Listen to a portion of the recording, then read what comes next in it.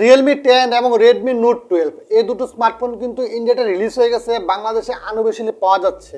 এখন অনেকের মনে প্রশ্ন, এই দুটো স্মার্টফোনের মধ্যে কোন স্মার্টফোনটি বেস্ট হবে। তো বন্ধুরা, আজকে দুটো স্মার্টফোনের আমরা স্পিড টেস্ট করব, দেখব দুটো স্মার্টফোনের মধ্যে কোন স্মার্টফোনটি আপনাদের বেস্ট হয় এবং স্পিডের দিক থেকে কোন স্মার্টফোনটি জিতে যায়। তো চলুন কোনো কথা না বলে শুরু করা যাক আজকের ভিডিও।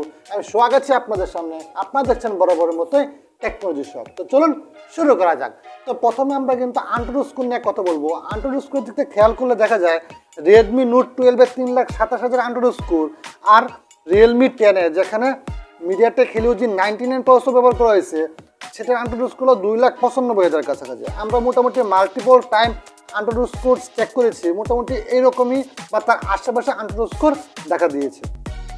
তারপর আমরা যদি অ্যাপস ওপেনিং নিয়ে কথা বলি, প্রথমে আমরা ওপেন করবো ক্রোম ব্রাউজারটি, এবং একটা আমরা দেখতে পাই দুটো স্মার্টফোন কিন্তু মোটামুটি সিমিলার টাইমে ক্রোম ব্রাউজার ওপেন করতে পেরেছিল। তারপর আমরা কথা বলবো প্লে স্টোর নিয়ে। প্লে স্টোর ওপেন করতে গেলে আমরা দেখতে পাই যে রিয়েলমি 10 এটা কিন্তু স্লাইডলি একটু আগে ওপেন করেছে রেডমি নোট 12 থেকে।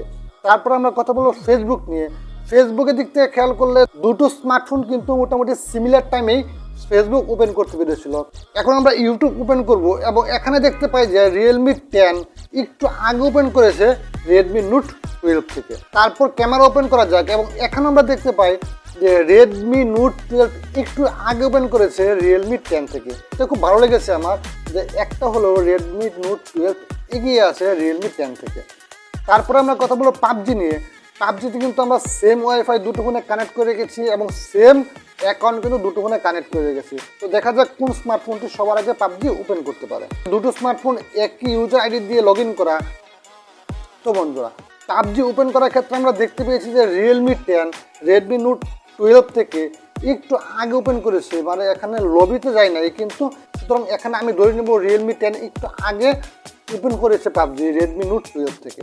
অ্যাপ ওপেনিং তো গেল, এখন কথা হলো র্যাম ম্যানেজমেন্টের কথা। র্যাম ম্যানেজমেন্টের দিক থেকে চিন্তা করলে আমার কাছে মনে হয় যে না, দুটো স্মার্টফোনের র্যাম ম্যানেজমেন্ট মোটামুটি ভালো হওয়ার কথা, কারণ দুটো স্মার্টফোনে কিন্তু 4GB করে র্যাম এবং 64GB স্টোরেজ দেখতে পাই আমরা।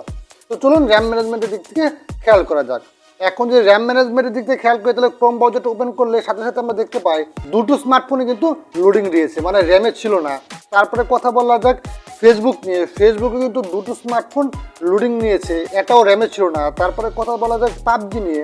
পাবজিও কিন্তু দুটো ফোন লোডিং নিয়েছে, মানে এটাও র্যামে ছিল না। এই তিনটি অ্যাপস ওপেন করার পর আমার যা মনে হলো যে না, দুটো ফোনের র্যাম ম্যানেজমেন্ট কিন্তু খুবই খারাপ মনে হচ্ছে আমার কাছে। এটা আপডেটের দ্বারা অবশ্যই ফিক্সড করা যাবে। দেখা যাক পরবর্তীতে এই আপডেট দিয়ে তারা এই র্যাম ম্যানেজমেন্টটা ফিক্সড করতে পারে কিনা। তো বন্ধুরা, কেমন লেগেছে এই ভিডিওটি আশা করি কমেন্ট সেকশনে কমেন্ট করতে বলবেন না, আর আমার এই চ্যানেলটি অবশ্যই সাবস্ক্রাইব করতে বলবেন না, কারণ আপনাদের জন্য এরকম ভিডিও নিয়ে আসার চেষ্টা করি সবসময়।